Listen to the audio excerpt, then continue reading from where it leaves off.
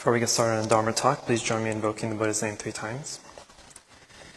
Namo Shakyamuni Buddha. Namo Shakyamuni Buddha. Namo Shakyamuni Buddha.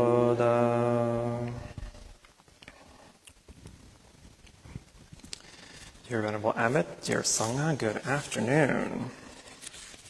Welcome, class of TMI, right? Yes, okay.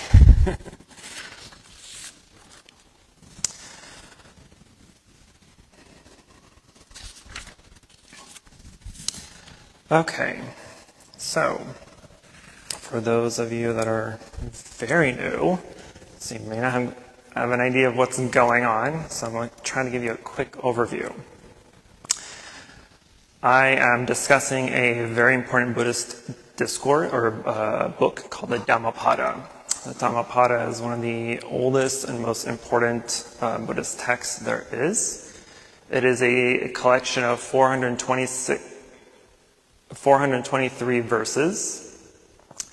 And so for the past several months, I've been going over the Dhammapada. I stopped last few months to go over a topic that we left off of on the last chapter. But anyway, we are in chapter 3 today. Chapter is called Mind Chitta Vaga in Pali. And typically I'll go over either 1 or 2 verses of the chapter. Each verse has an accompanying story that kind of goes with it that allowed the verse to be given by the Buddha.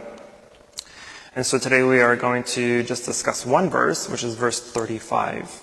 And so I'll recite the verse and then I'll give the story of why the verse was given. And then we'll go into some of its detail. So the verse 35 goes as follows. The mind is difficult to control. Swiftly and lightly, it moves and lands wherever it pleases. It is good to tame the mind, for a well-tamed mind brings happiness.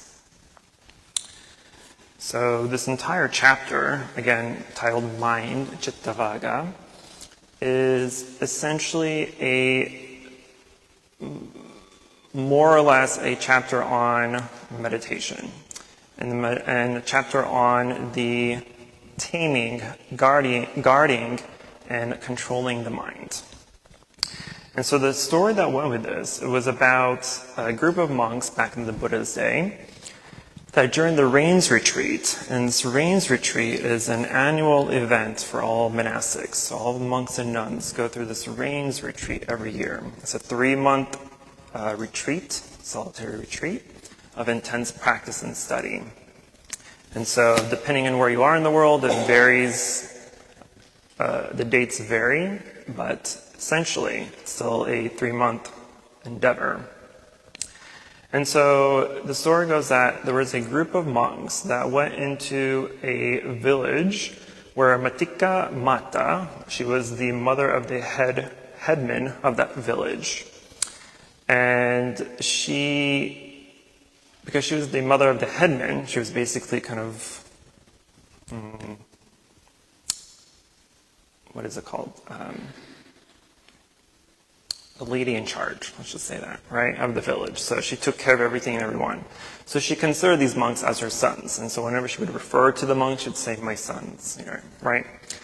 And so she knew that the monks were coming to the village. And so she appointed villagers to build a monastery for them and to give them each their kutis, which means hut.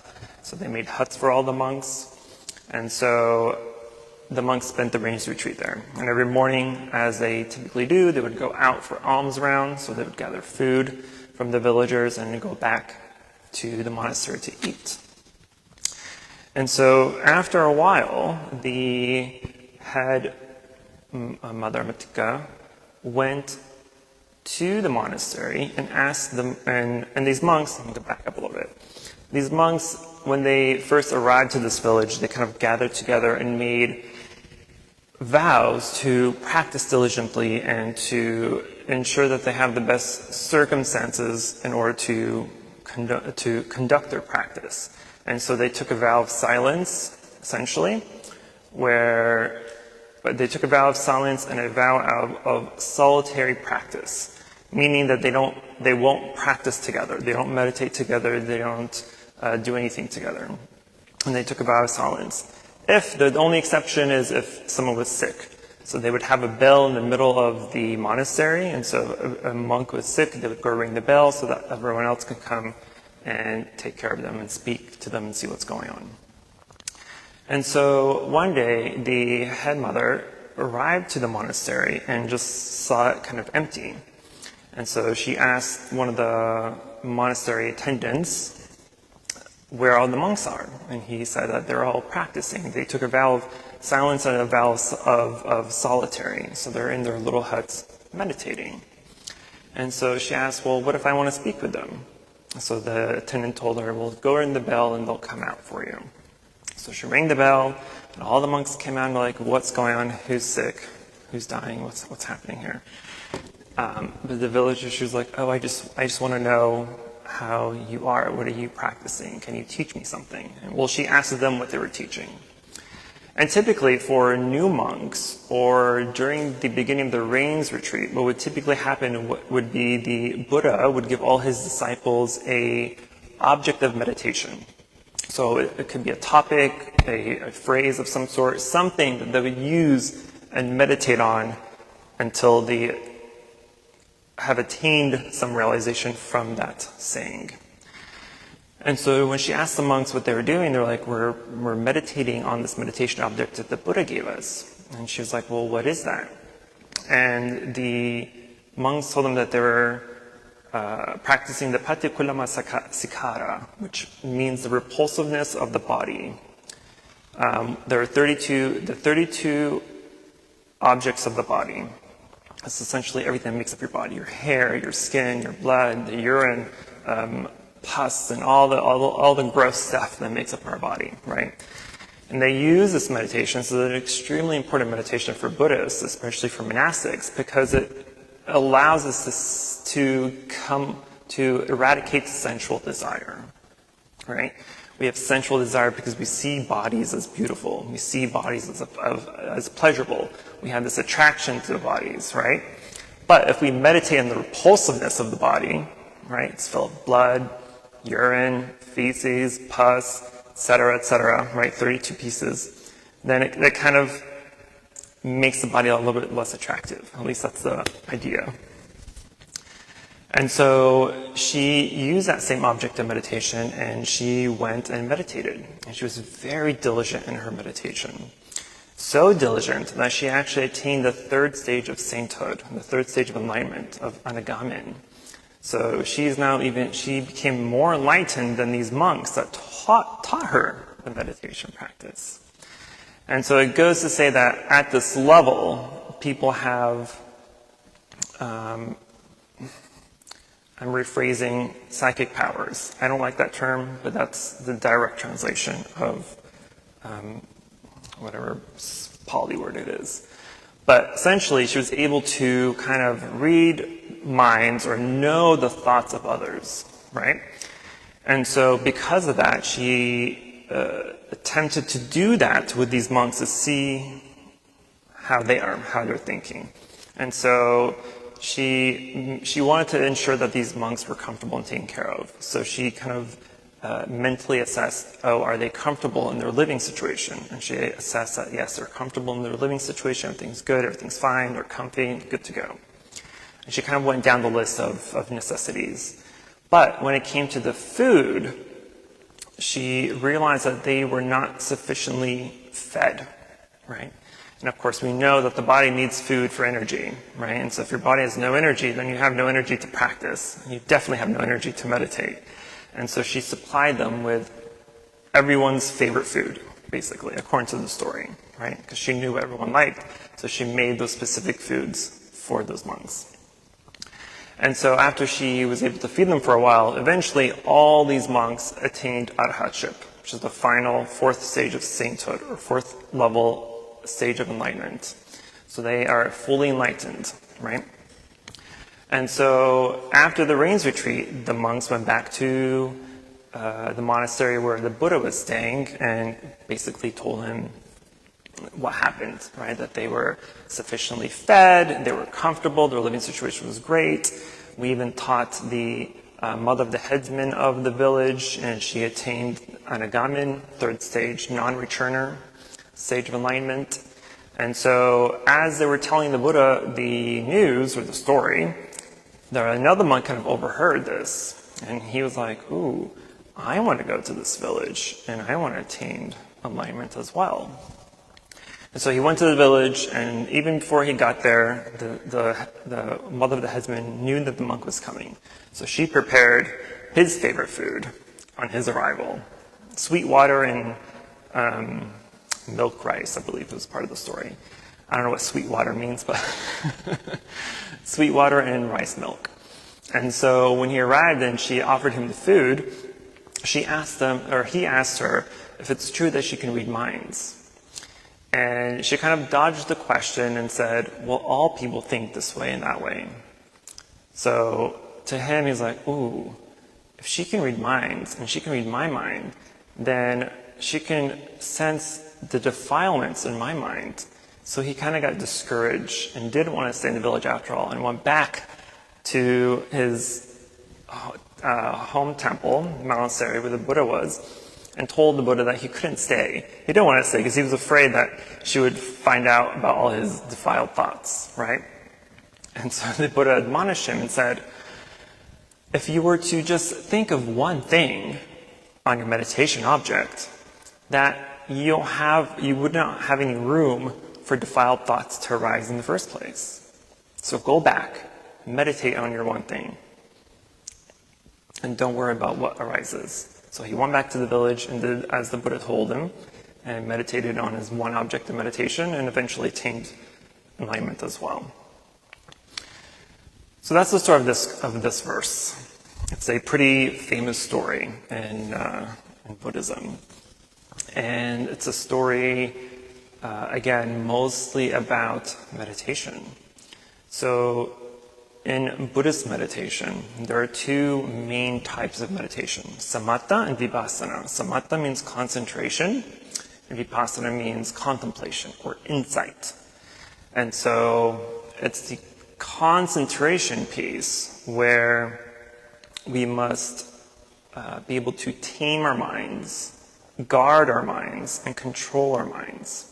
Because if you do not master the concentration piece in life, then you have no ability to contemplate on things. Because if you try to contemplate on something too soon without sufficient energy and concentration, then you're going to continuously be distracted. You're going to continuously have thoughts arise and feelings and emotions.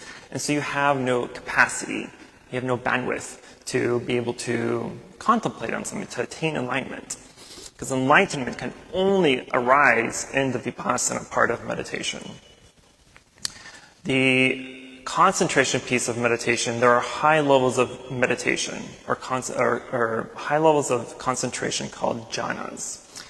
And these are semi-important meditative states. They're important because they are proof of your power of concentration. The downside is people often mistake that blissful states of high consciousness as enlightenment, and it's not. Or they may mistake being in jhana when they're really not. They're just in the preliminary stages of jhana, which is unfortunately 99% of the time for people. It's one of those things where it can only be verified by a meditation teacher. But anyway, I'll repeat the verse again. The mind is difficult to control. Swiftly and lightly it moves and lands wherever it pleases. It is good to tame the mind, for a well-tamed mind brings happiness. Buddhism is a mind-centered religion, meaning that all your happiness, unhappiness, your satisfactions, your dissatisfactions, your perceptions and biases and discriminations, all these are mind-centered, mind-related, right? So if you're happy or unhappy, that's your problem. You're unhappy, that's all on you. You're depressed, that's all on you. You're anxious, that's all on you. You're stressed out, that's all on you. Unfortunately, we live in a society where we tend to want to blame others or external circumstances for those anxieties in life, for those sufferings, right? I'm unhappy because this happened. I'm unhappy because I broke up with my boyfriend or girlfriend. I'm unhappy because I didn't get the job I want. I'm unhappy because I didn't get the grade I want in class, right? If there's anything that comes after I'm unhappy, it's already a wrong perception. If there's a because in your description of your unhappiness and dissatisfaction, it's already a wrong perception.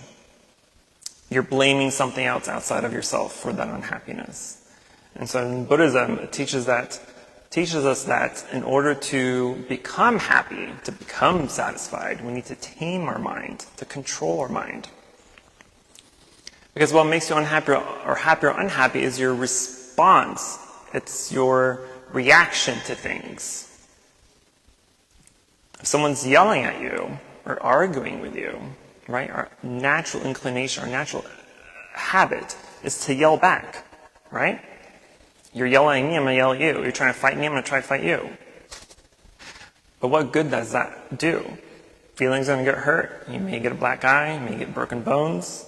What good does that do for you? Nothing. But we're in a society where our reactions are stronger than our mental states. And so if we practice diligently, not necessarily Buddhism in general, but if you practice mindfulness and awareness, you want to learn how your mind works. Why does it react to certain things in the way that it does? So if you're in an argument with someone, instead of reacting and trying to find a comeback or trying to find some way to defend yourself, simply just listen. Listen. Be compassionate to that person. That person is suffering, and their way of releasing that suffering is to yell at you. You don't know what's going on in their mind, unless you're a mind reader too. I'm assuming we're not yet. But we pretend like we are. So when someone's yelling or arguing at us, we're already thinking of comebacks. We're already thinking of what to say in response. We're not actually listening to them. If we actually sit and listen, then we can hopefully understand their suffering, understand where they're coming from. So that way when we do respond, we respond appropriately with wholesomeness and compassion. Otherwise, argument's just going to go back and forth. Argument becomes more argument. Right? Hate does not defeat hate.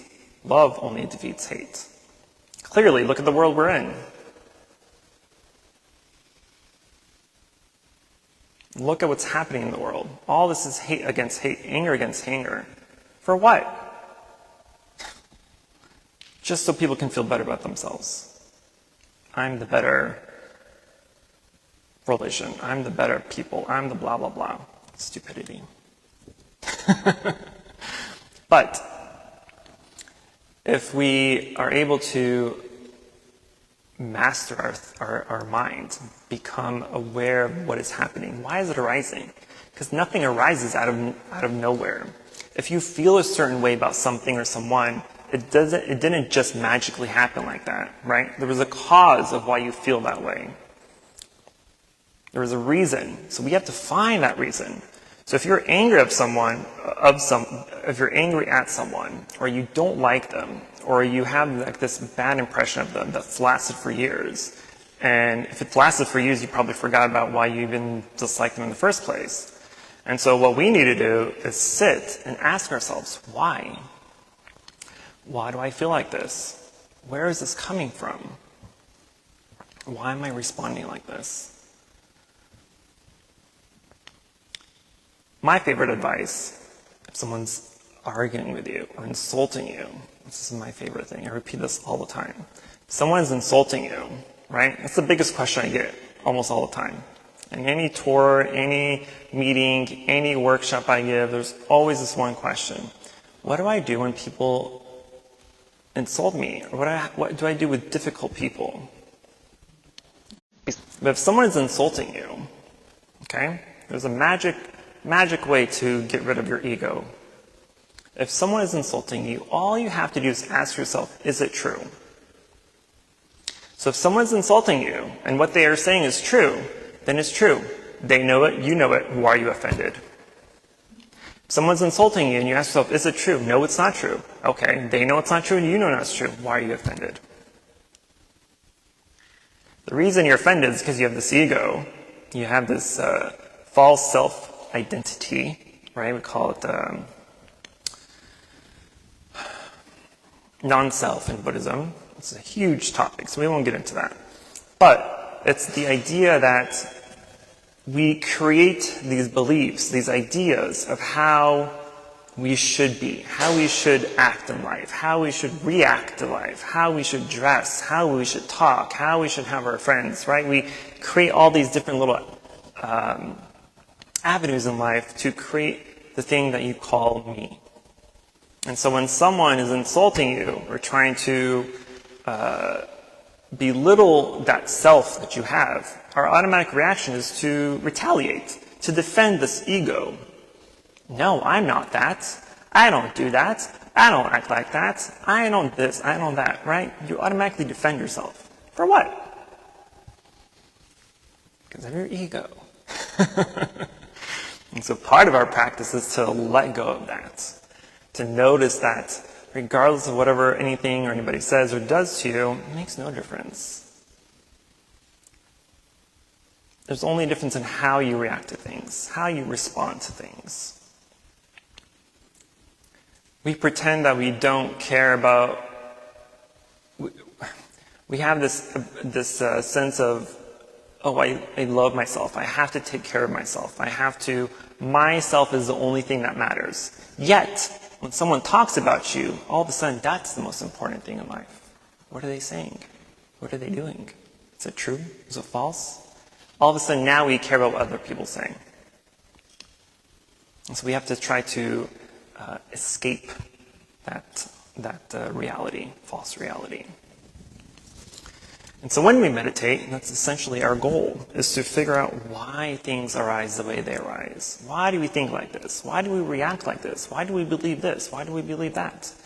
And so you ask yourself, why, until you get to the core reason of whatever it is that's you're contemplating. And once you get to the core reason, now you have something tangible. Now you have something to work with. Now you have something that you can do something about. So if it's someone, for instance, that's causing you anxiety or stress or suffering in life, and you know it's this one specific person or group of people, now you have a decision to make. You can either unfriend them, you can distance yourself from them, you can get rid of them altogether, right? And once you do that, now you have one less suffering in life to worry about. You may have a million others, but at least one is gone. So we have to work slowly, by plucking all these weeds in our mind that causes unhappiness. And so a lot of times in Buddhist discourses in the sutras, in the commentaries, there's a lot of reference to taming the mind, guarding the mind, and controlling the mind. First is taming. You have to tame the mind. What does taming the mind mean? Taming the mind means there's this reference in Buddhism called the monkey mind, where your thoughts and distractions are always going from one thought to another, right? You can't never stop thinking, right? And so one thing you're thinking one thing in 1 second, then another second you're thinking another thing, and then another, and it goes on and on and on, right? You're jumping from different thoughts, the monkey mind. So taming it means taming that monkey, calming him down, giving him a banana or something. And so when we tame the monkey mind by giving it a banana, for us, that just means you're giving it awareness. We're giving it mindfulness via meditation. That is taming the mind. Then guarding the mind is watching the mind. right? That's what guardians do. When you're a guard or a security guard, right, you're watching the premises. You're making sure that everything is safe and secure. Likewise, when we are guarding our mind, we're guarding the defiled thoughts that arise. We're ensuring that no unwholesome thoughts arise, and no negativity arises, no hate arises, no ignorance and greed or anger arises. And when you do, you act like the security guard and you tell them, you gotta go. This is off limits, right? And then we were able to control the minds. Then at that point, you have full control of how the mind works, how the mind reacts. A lot of times we think that you're the master of our minds, that we are the master of our minds, but we are the master of nothing. If you were the master of your mind, you'd be able to stop your thinking at will. Can you do that? You cannot. So you're the master of nothing, yet. But after practicing being able to tame it and guard it, then it becomes much easier to control it. Because when you're able to control your mind, then you can control your reactions to things, your emotions, your happiness and unhappiness, your satisfactions and dissatisfactions. The majority of the time of why we're unhappy is because we have expectations in life. And when those expectations are not met, we're sad about it. We're angry.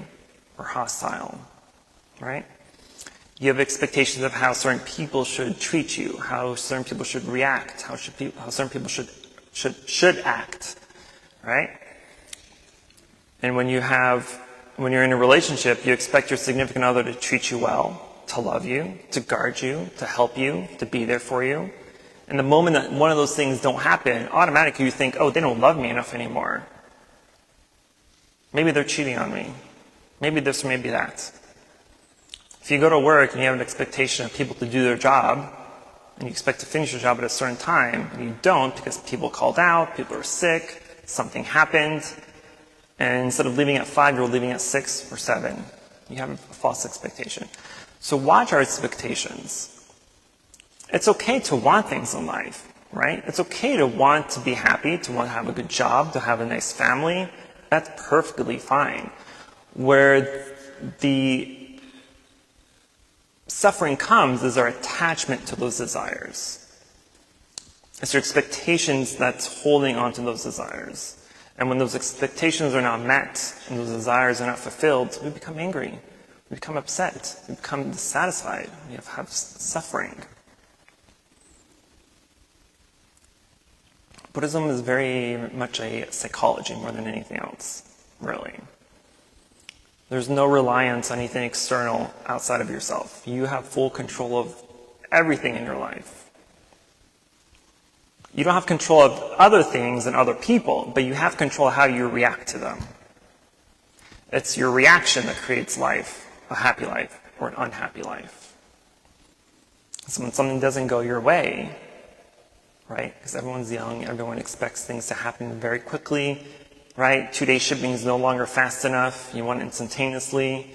You want to finish school. You want to grow up. Trust me, you don't want to grow up. It's not fun.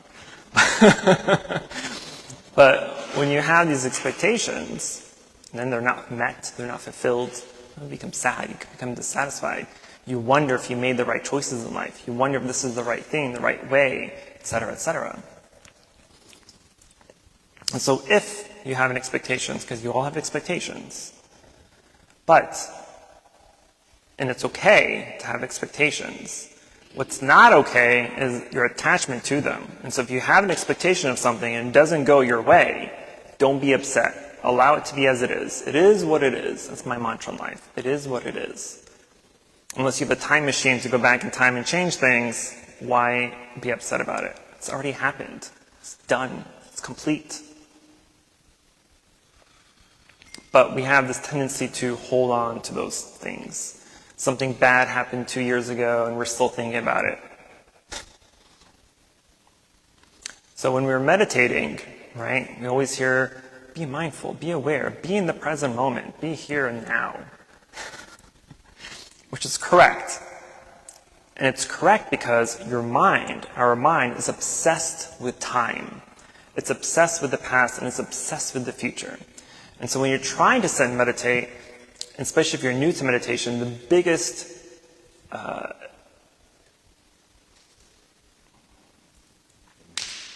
The biggest hindrance that arises is, I can't stop my thinking. No one told you to stop thinking. Meditation isn't to stop thinking. Meditation is to know that you're thinking and what you're thinking about. And so when you're meditating and these thoughts arise, people get so discouraged. I can't stop thinking. My mind wanders. I can't not think. And so every time when people tell me that, I'm like, who told you to stop thinking? I've never said those words in my life. I'll never tell you to stop thinking, because that's not the point to meditation. But anyway, I'm backtracking here. So when we're in meditation, because our mind is obsessed with the past and the future, that's all that the mind wants to do. And so when you're trying to be in the present moment and trying to be still and trying to be here in the now, and you're focusing on your object of meditation, in most cases it's the breath. So you're watching the breath as you breathe. And all of a sudden, a memory arises. Because your mind's like, I don't want to be in the present moment. Let's think about that argument we had with our significant other 2 years ago. Let's resurface that trauma again. Or let me worry about what's going to happen tomorrow. Tomorrow's Monday. Ugh, I hate Mondays. Right? So the mind doesn't want to be here. The mind wants to be in the past and be in the present. Be in the past and in the future. But that's part of taming the mind. You have to tame it. You have to work out the mind. Mind is a muscle, right? You can't just go to the gym one day and work out and all of a sudden you're a bodybuilder. Likewise, you can't sit for one meditation session and all of a sudden you're a Zen master. It doesn't work like that. So it takes time. We have to reprogram our mind to allow it to do what we want it to do, which is to be in the present, to not react right away, to think through things, to contemplate things, wonder why things are happening. Why do you think this way? Why do I feel this way? Why do I like this person or don't like this person? What trauma caused this reaction to these situations? You're essentially becoming your own therapist, in a way. Well, if you do need an actual therapist, we have Alex over here in the corner.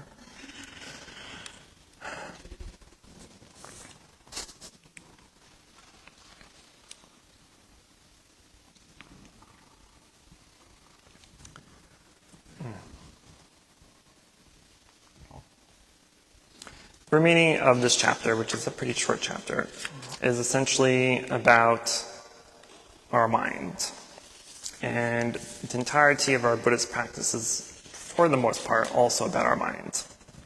Again, because it's a mind-centered religion, right? It's a mind-centered practice. Okay, I'm going to stop talking. I think I'm already over time. That was a mouthful.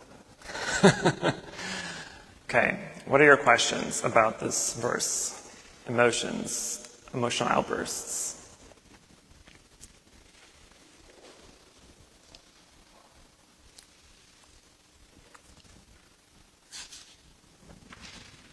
Yes. There's this Stoic quote that I remember hearing a while ago. I don't remember the exact words, but the theme of it is when you look at unhappiness, first you blame others and your surroundings, then you blame yourself, and then finally, I guess when you come to some realizations like, oh, this just is. It just is me. It's not someone's fault. It's not my fault. It's just the way it is. It's the way it is. Life is all a balance act of good and bad. And since we have the belief of karma, cause and effect, right, the law of causality, that every cause will have an effect. Everything that you do, everything that you think, say, and do will have a reaction.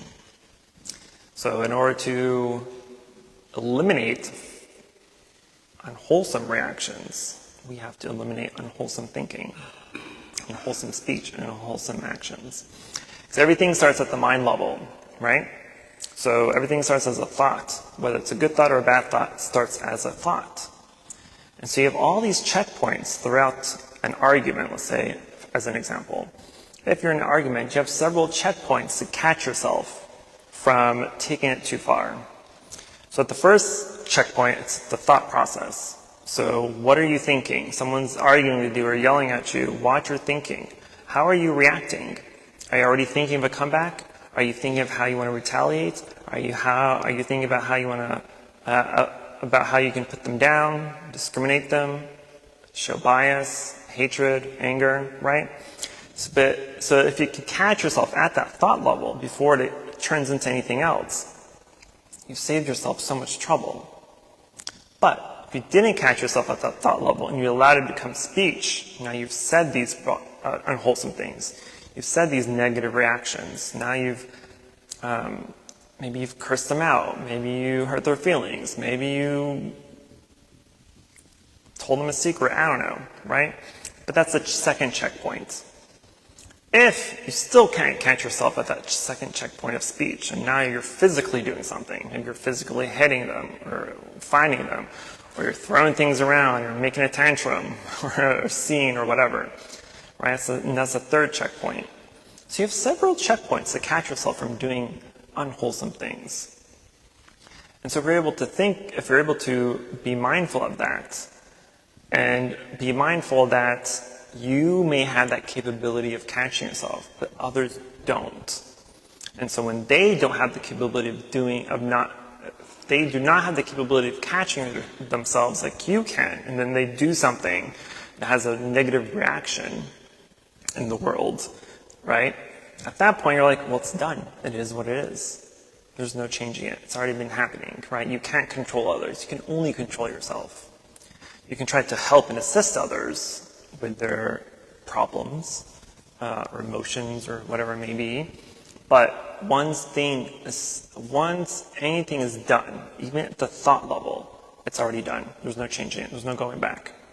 It is what it is. Just know that mantra. It is what it is. Otherwise, if you accept things as they are and accept things as it is, when it is, then whenever something bad happens, you don't have a necessarily too big of a negative reaction. At first, you may be disappointed and sad that things didn't go your way, didn't meet your expectations. But once you recognize that it's happened and there's no changing it, and instead of festering over that negativity and anger and resentment, you just let it be. Because there's no benefit to holding on to it. The more you hang on to it, the more it's going to hurt you. There's another famous quote by the Buddhas. It's like holding on to anger is like holding on to a hot coal. The only person getting hurt is yourself.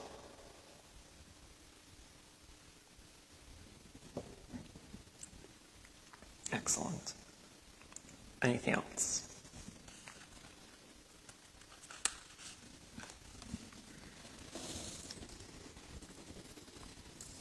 I would recommend, though, that everyone look up the 32 parts of the body. The reflections on repulsiveness of the body. It's an excellent example of meditation. It's the most important meditation practice for monastics. Second most important is meditation on death. But even for the lay practitioners, it's important to meditate on death as well. Because death, like everything else in the world, is impermanent. So even your happiness and unhappiness is also impermanent.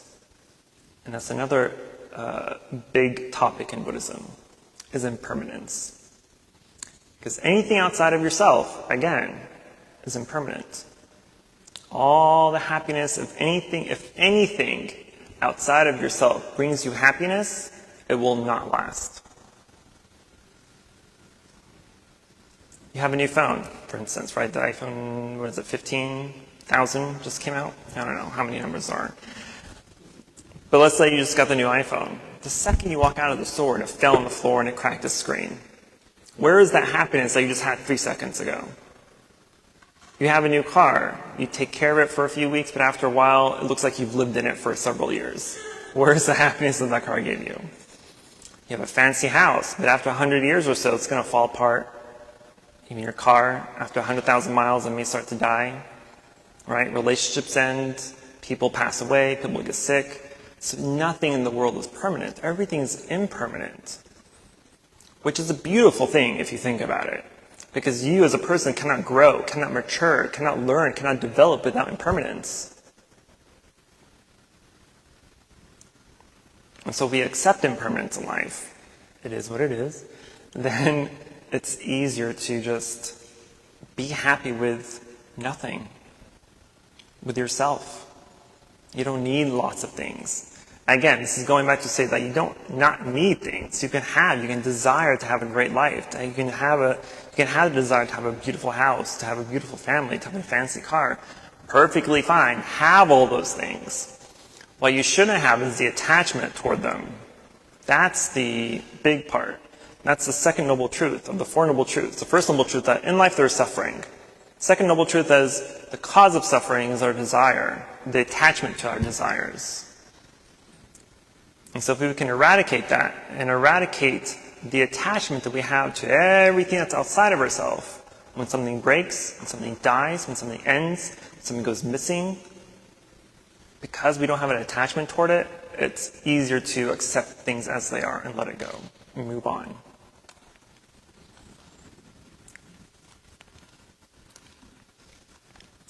When monks and nuns ordain, for instance, right, we emancipate ourselves from our former life. So we give up everything, right? We give up our family, our friends, house, car, everything. So you come in as a monk or nun with 3 sets of robes, an alms bowl, and a sitting mat. That's all the possessions we have. And of course, all your clothing and stuff. But otherwise, we don't own anything except our robes and mat and a food bowl. And we shave our head. Why? Because if we had long hair, then we're going to worry about, oh, how does it look like? Do I have to brush it? Do I want to put gel in it? Do I want to make it all fancy? Do I want to dye it today? If you have no hair, they have nothing to worry about. Likewise, if we don't have a million possessions, we have nothing to worry about. We don't care what breaks and what doesn't break, because we have nothing to care for. This doesn't mean that we don't care, right? We just don't have the attachment to those possessions. And the less attachment you have to things, the freer you will be. Practice minimalism. If you start now as young adults, as you get older, you'll appreciate the subtlety and simple things in life. Okay, I'm going to actually stop talking. Any more questions? Yes, ma'am. Just one question. So where can we read a little bit more about that meditation to help eradicate sensual pleasures? Google the 32 parts of the body. It's called the reflection on the repulsiveness of the body.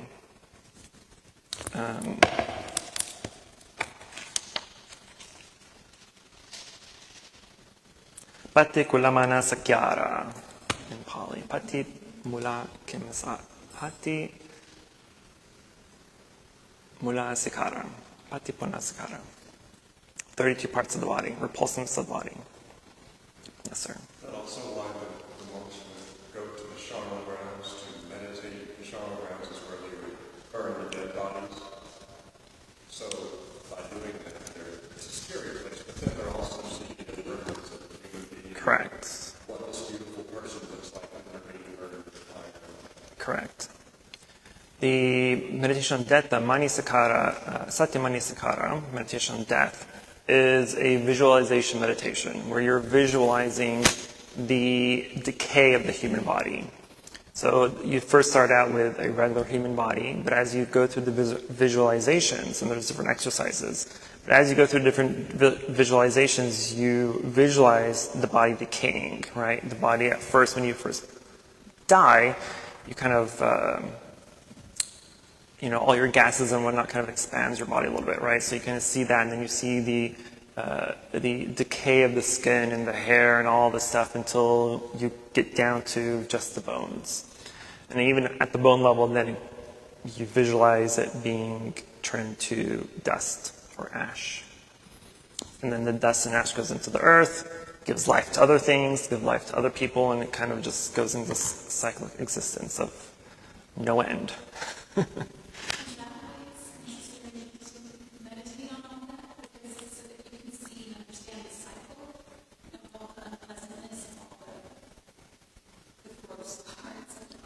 Pretty much, yes.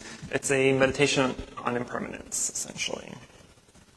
It also helps prepare people for death, right? Death is not an easy topic for anybody. When someone dies, our automatic reaction is to feel remorse and cry about it, right? Some people lash out in crazy ways because they're so upset about it. They're not upset about the death. They're upset about the attachment they have to that person.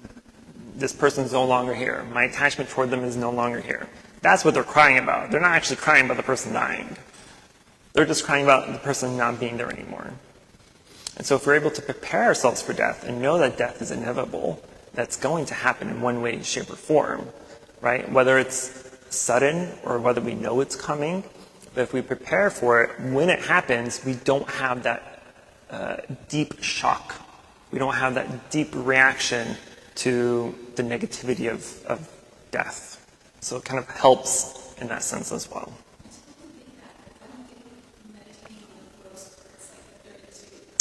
That's specifically for sensual desire. So if you're looking at someone that's, in your eyes, beautiful or handsome, but you look at someone else that you don't think is beautiful or handsome, right? Now you have this dualistic view of things. So typically our natural reaction in life is to go after pleasurable things, yes?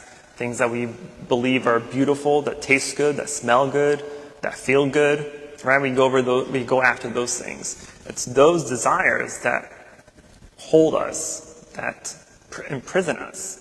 And so if we're able to escape those desires, escape what we believe is beautiful and pretty and desirable, and after that we no longer have any desire for beauty and pleasure, then you have no attachment to anything. So you see everything for what it actually is. I'm sorry? So you're visualizing everything for what it actually is. Yes. So that everybody looks the same. Correct. Because what you believe looks beautiful and pretty may not look beautiful and pretty for me. Right? I may think these statues are the most beautiful things I've ever laid eyes on, but to you they may be ugly and blasphemous, I don't know, something, right? So we have two different views. And so if we have two different views, then who's right and who's wrong? So the idea to escape sensual desire, to escape what we believe is beautiful or not beautiful, is so that we don't have those ideas, those dualistic ideas of beauty and non-beauty. If that makes sense. Got 2 minutes. How understanding impermanence is not nihilism. I'm sorry, what? Can you elaborate on how understanding impermanence is not nihilism? Is not nihilism? I don't think impermanence is nihilism. Impermanence is the reality of life. Nihilism is the denial of an end. Right? If you're nihilistic, let's say you want, so I always joke about the world just needs to end and reset, right? Because it's so chaotic, we might as well just have a hard reset, right? But saying that the world just needs to end is nihilistic, because there's nothing coming after that. But if I say that the world is impermanent, as it is, then that's more true. We see the truth of impermanence. We see that things are impermanent. Nihilism is not a reality. Nihilism is a mindset, is a belief system. So to me, it's not nihilistic. It's not belief in nothingness.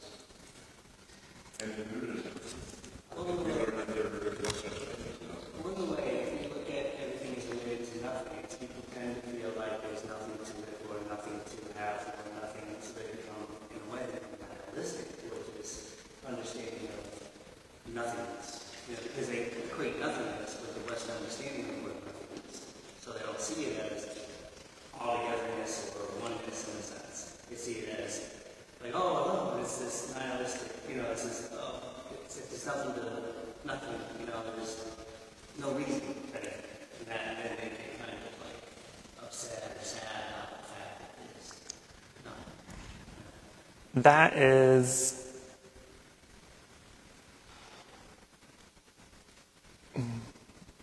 a cultural standard.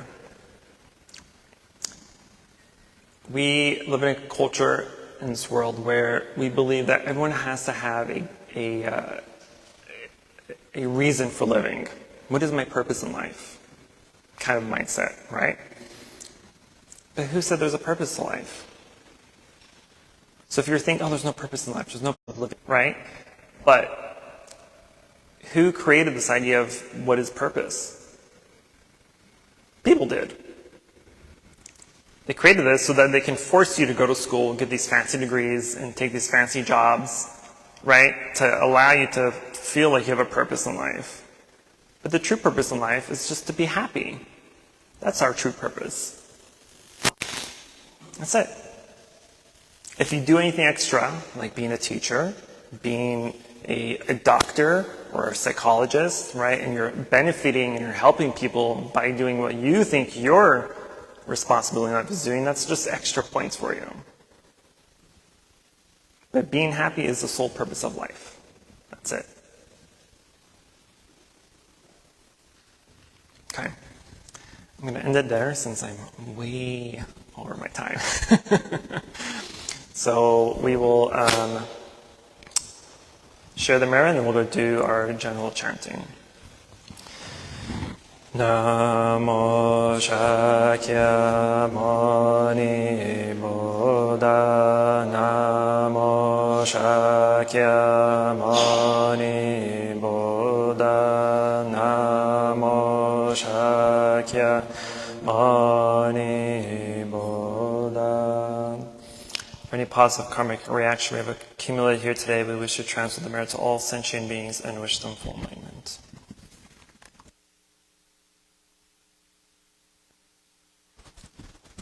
For you students, feel free to participate as much or as little as you please. We will do our general service chanting on page 7.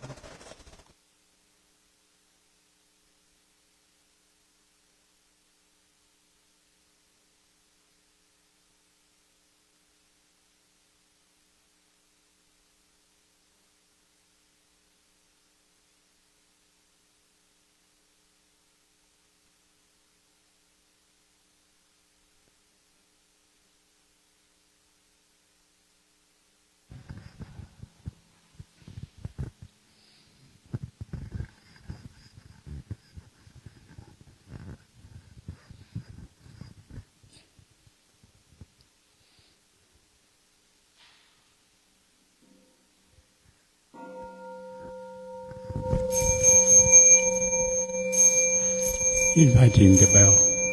Bodhi Speech and mind in perfect oneness, I send my heart along with the sound of the.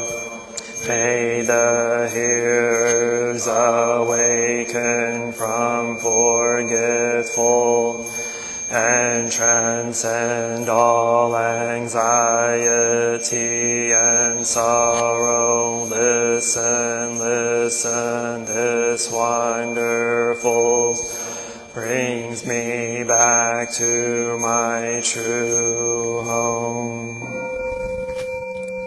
Incense offering. In gratitude we offer this incense to all Buddhas and Bodhisattvas throughout space and time. May it be fragrant as earth herself, reflecting careful efforts, our wholehearted mindfulness, and the fruit of understanding ripening. May we and all beings be companions of Buddha and Bodhisattvas. May we awaken from forgetfulness and realize our true home. Opening verse. The incense in the censer now is burning. All the Dharma realm in every place, auspicious clouds appearing. Our our sincere intention, thus fulfilling, as all Buddhas now share, perfect body, homage to the incense cloud canopy, Bodhisattva and great Bodhisattvas. Verses for bowing. We bow together. Homage to the eternally abiding Buddhas, the supreme Dharma and sagely Sangha throughout the Dharma realm and the realm of empty space and three periods of time.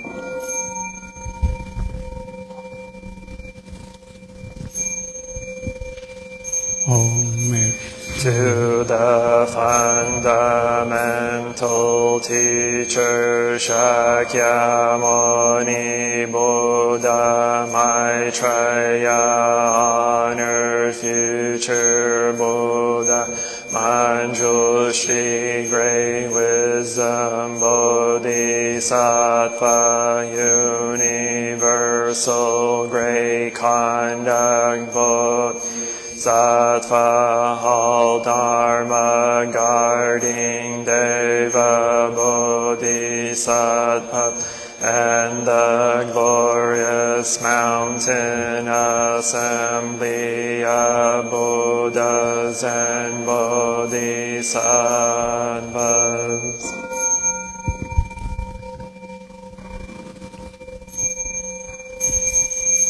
homage To Amitabha Buddha in the land of ultimate bliss, Avalokiteshvara, great compassion, Bodhisattva, great strength, Bodhisattva, restored great vow, Bodhisattva, and the assembly of great pure sea like Bodhisattvas.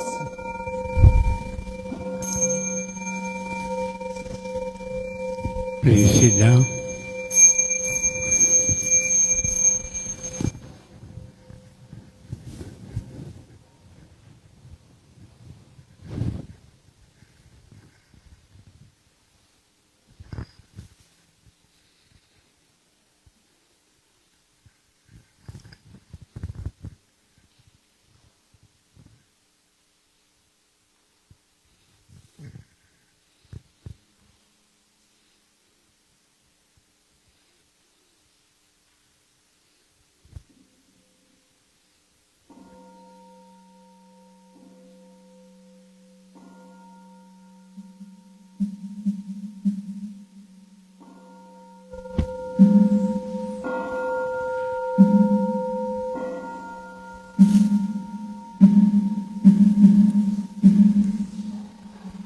The great compassion mantra.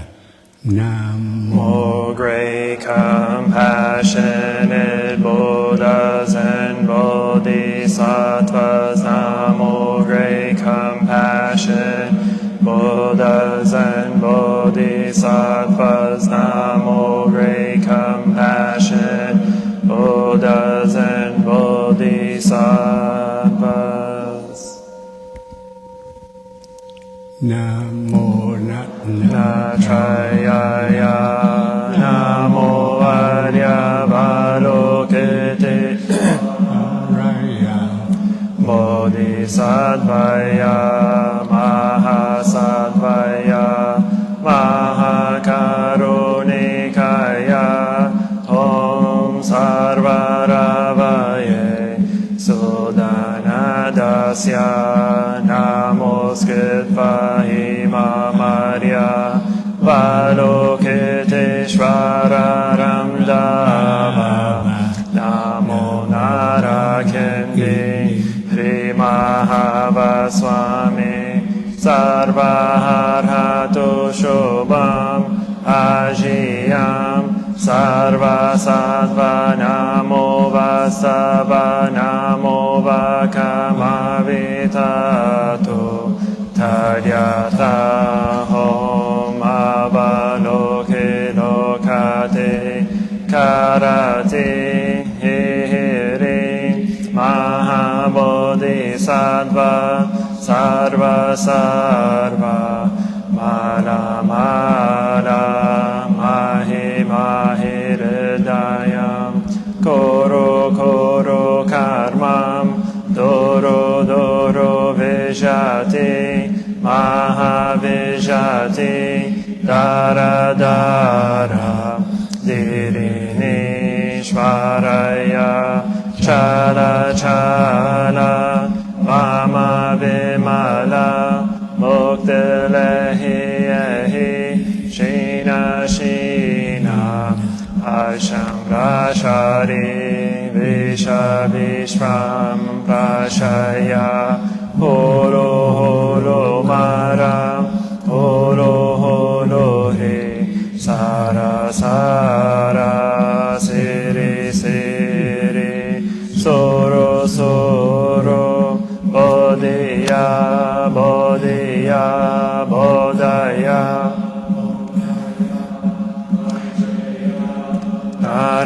narakindi nina bayamana swaha siddhaya swaha mahasiddhaya swaha siddhayogi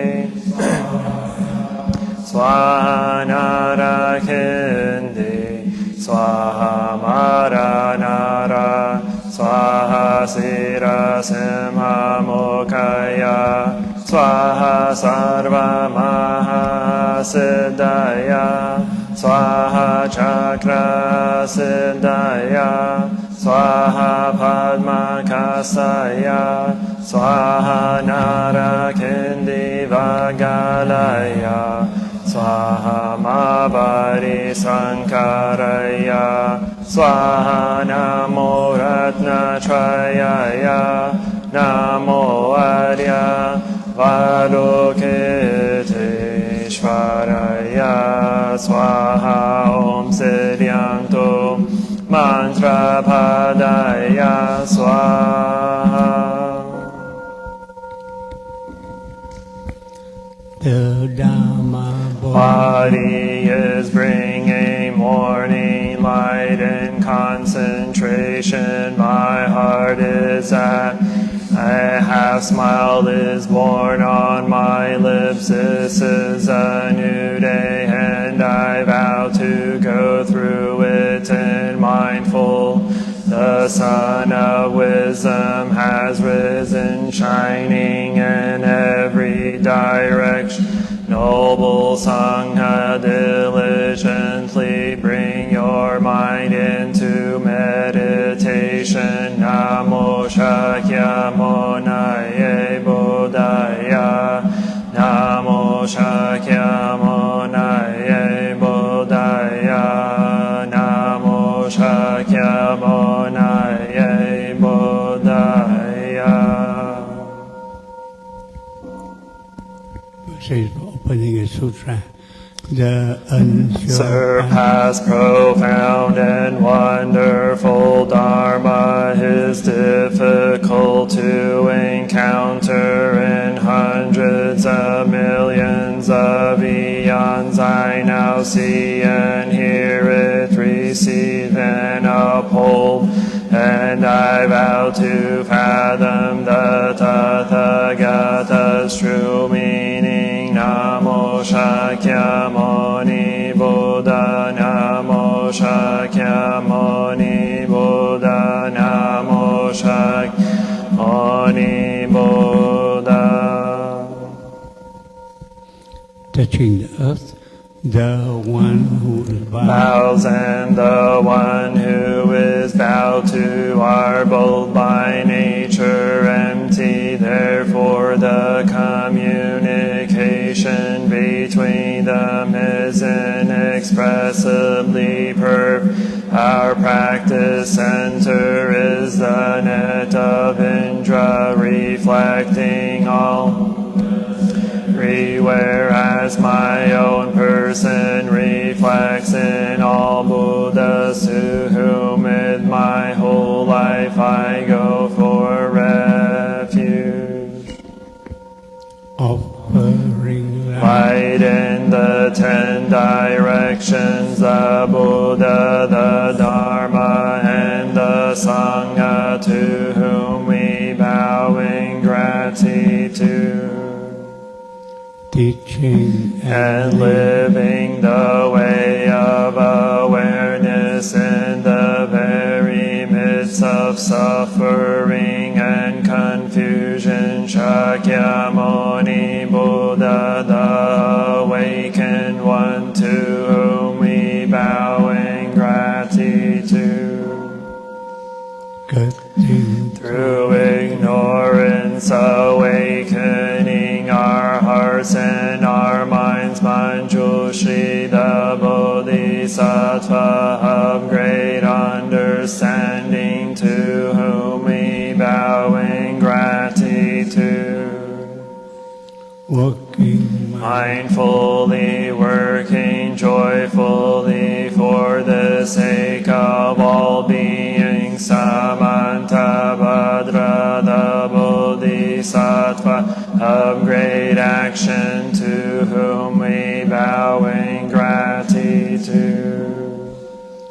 responding To suffering, serving beings in countless ways, Avalokiteshvara, the Bodhisattva of great compassion, to we bow in gratitude. seed of Awakening and loving kindness in children, sprouts, and all beings, Maitreya, the Buddha, to whom we bow in gratitude. showing The way fearlessly and compassionately, the stream of all our ancestral teachers, to whom we bow in gratitude.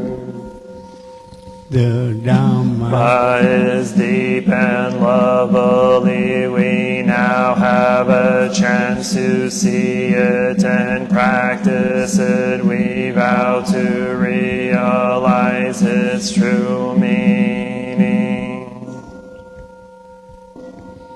of the Paramita, the Bodhisattva Avalokita, while moving in the discourse of Prajna Paramita, shed light on the 5 skandhas and found them equally empty. After this penetration, he overcame ill-being. Listen, Shariputra, form is emptiness, emptiness is form, form is not other than empty, emptiness is not other than form. The same is true with feelings, perceptions, mental form, consciousness. Listen, Shariputra, all dharmas are marked with emptiness. They are neither produced nor destroyed, neither defiled nor immaculate, neither increasing nor decreasing. Therefore, in empty there is neither form nor feelings, no perception nor mental consciousness, no eye or ear or nose or tongue or body or mind, no form, no sound, no smell, no taste, no touch, no object of realms of elements, no interdependent origins and no extinction of them, no ill-being, no cause of ill-being, no end of ill-being, and no path, no no attainment, because there is no attainment. The Bodhisattvas ground in Prajnaparamita find no obstacles for their having no obstacles. They overcome fear, liberating themselves forever from illusion, realizing perfect nirvana. All Buddhas in the past, present, and future arrive at Anuttara Samyak Sambodhi. Therefore one should perfect understanding is the highest mantra, the unequaled mantra, the destroyer of ill being, the incorruptible truth. The mantra Prajnaparamita should therefore Gate gate para samgate bodhi swaha. Gate gate para samgate bodhi swaha. Gate gate para samgate bodhi swaha. Invoking the Bodhisattva's name, we invoke Your name, Avalokiteshvara. We aspire to learn your way of listening in order to help relieve the suffering. And though you know how to listen in order to understand, we invoke your order to practice listening with all our attention and open-heartedness. We will sit and listen without any prejudice. We will sit and listen without judging or react. We will sit and listen in order to understand. We will sit so attentively that we will be able to hear what the other person is saying and also what is being left unsaid. We know that just by listening deeply, we already alleviate a great deal of pain and suffering in the other person. We invoke your name, Manjushri. We aspire to learn your way, which is to be still and to look deeply into the heart of things and the hearts of people. We will look with all our attention and open-heartedness. We will look with unprejudiced eyes. We will look without judging or react.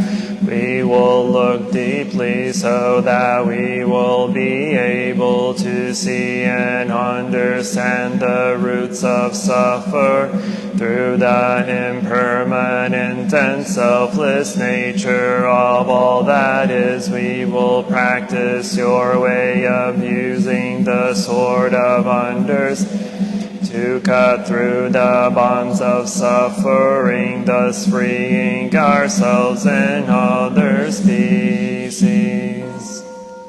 We invoke your name, Samantabhadra. We aspire to practice your vow to act with the eyes and heart of compassion, to bring joy to one person in the morning and to ease the pain of one person in the afternoon. We know that the happiness of others is our own happiness, and we aspire to practice the path of service. We know that every word, every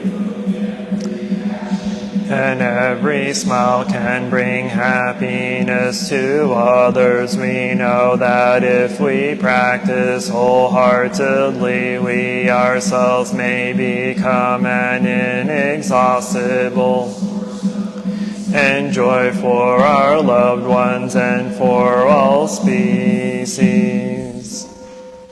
we invoke Your name, Shittigarbha, we aspire to learn your way of being present where there is darkness, suffering, oppression, and so we can bring light, hope, relief, and liberation to those places we are determined not to forget about. Abandon those in desperate situations. We will do our best to establish contact with those who can. The way out of their suffering, those whose cries for help, justice, equality, and human rights are not being. We know that hell can be found in many places on earth. We will do our best not to contribute to creating more hells on earth and to help transform the hells that already we will practice in order to realize the qualities of perseverance and stability, so that like the earth we can always be supportive and faithful to those in need.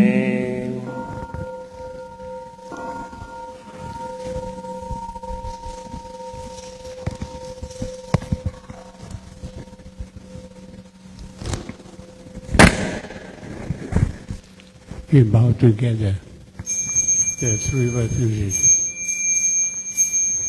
I take refuge in the Buddha, the one who shows me the way in this. I take refuge in the Dharma, the way of understanding and of love. I take refuge in the Sangha, the community that lives in harmony and awareness.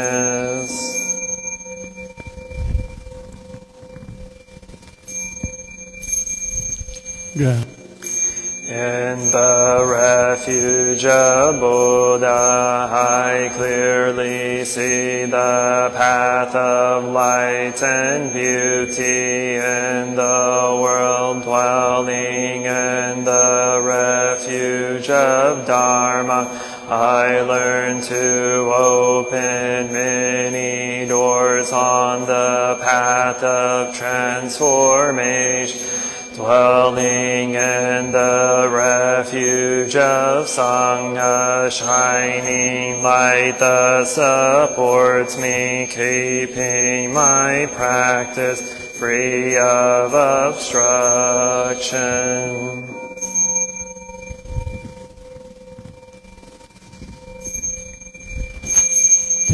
Taking refuge in the Buddha, in myself I aspire to help all people recognize their own awakened nature, realize the mind of love, taking refuge in the Dharma. In myself I aspire to help all people fully master the ways of practice and walk together on the path of liberation, taking refuge in the Sangha. In myself I aspire to help all people build fourfold communities to embrace all being and support their transformation.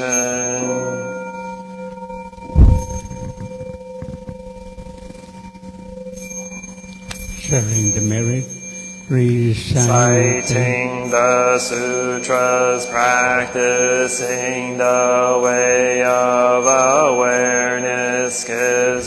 rise to benefits. We vow to share the fruits with all beings. We vow to offer tribute to parents, teachers, friends, and numerous beings who give guidance and support along the